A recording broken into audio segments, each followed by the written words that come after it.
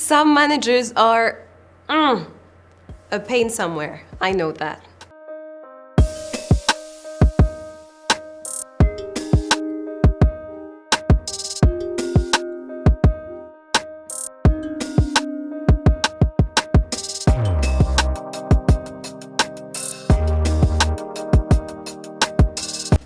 Hi everyone and welcome to my YouTube channel. If you're new here, my name is Iris and on this channel we talk about all things career and leadership development. And on today's video, I'm going to tell you 5 things that I personally believe that managers need to stop doing, especially that we're in 2022. The first thing that manager needs to stop doing is taking credit for their team's achievement.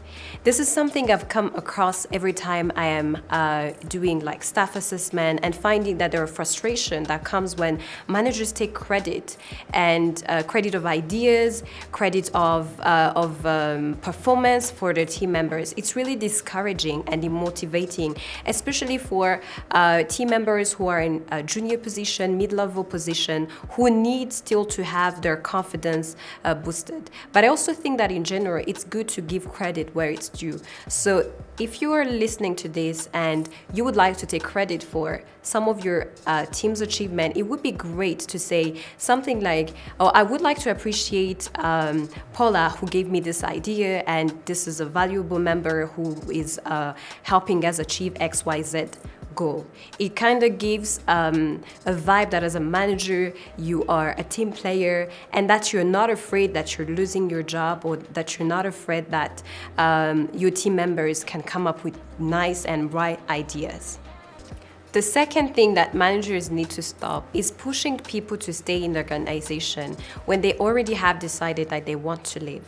I know you may look at one of your best performer and think like, you know what, I want to keep this person in my organization and I'm going to do everything that I can, promote them or give them a salary raise, etc. But here's the thing, when someone starts thinking of leaving, it means that they've started to realize that either they're no longer adding value in your company, or it's because they are overwhelmed, or because they just want to evolve in a different way. So you may give them a salary increment today, but it won't stop them from looking after 1 year. So I would suggest that you kind of have a real conversation around the reason they want to stay, but instead of really doing everything you can to make sure that your candidate stays, your staff stays, it's always good to let go of people when it is the right time. I know you've probably heard that people don't leave their job, they leave their leaders or managers, but that is not always true. Sometimes people want to go outside and see if they can get an opportunity that matches their financial goals, or they want to work in a different organization, or they want new challenges. It's not always about they have a bad manager. So you have to not take it personal and just make sure that you understand that sometimes life moves on, and people as well.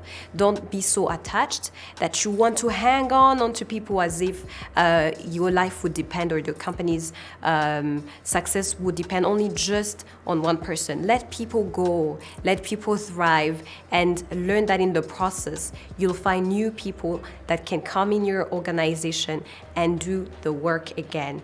It's going to take time to retrain, but as well, remember that once you've done your work, it's up to people to decide whether they want to leave or whether they want to stay in your organization. The third thing that managers need to stop now is not providing space for improvement.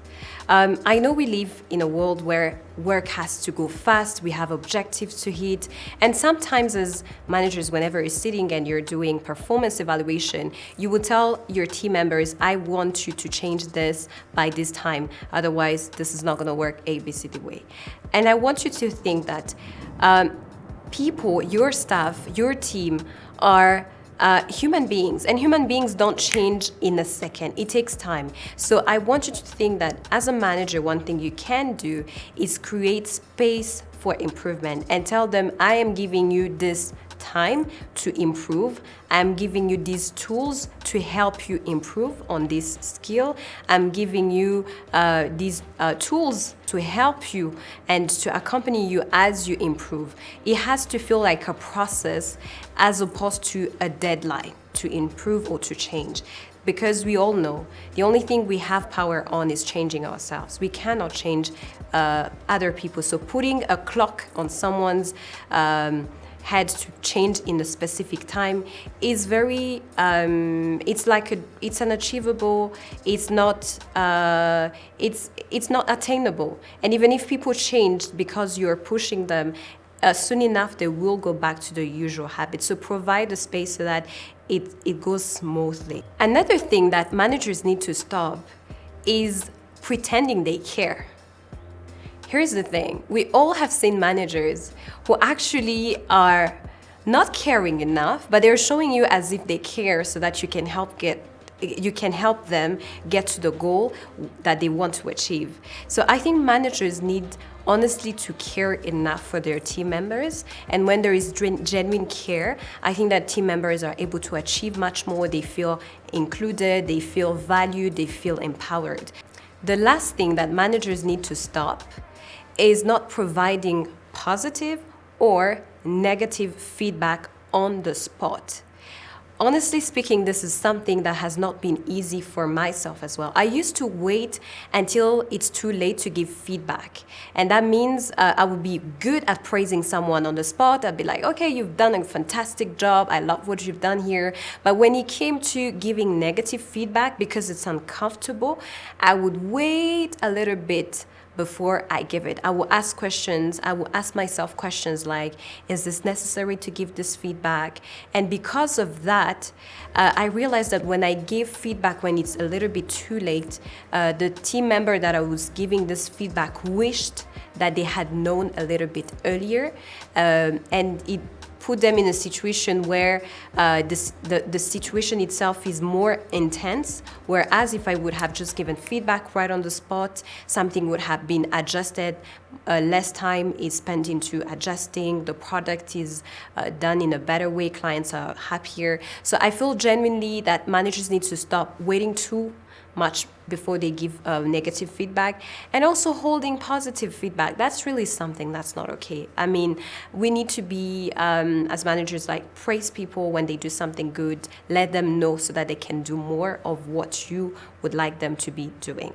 I know this is a juicy conversation and it can never stop. The list is long, and that's why I would like you to talk to me. Let me know, what's that one thing that you think managers are doing that they should stop doing? Until then, keep going, keep growing. You got this.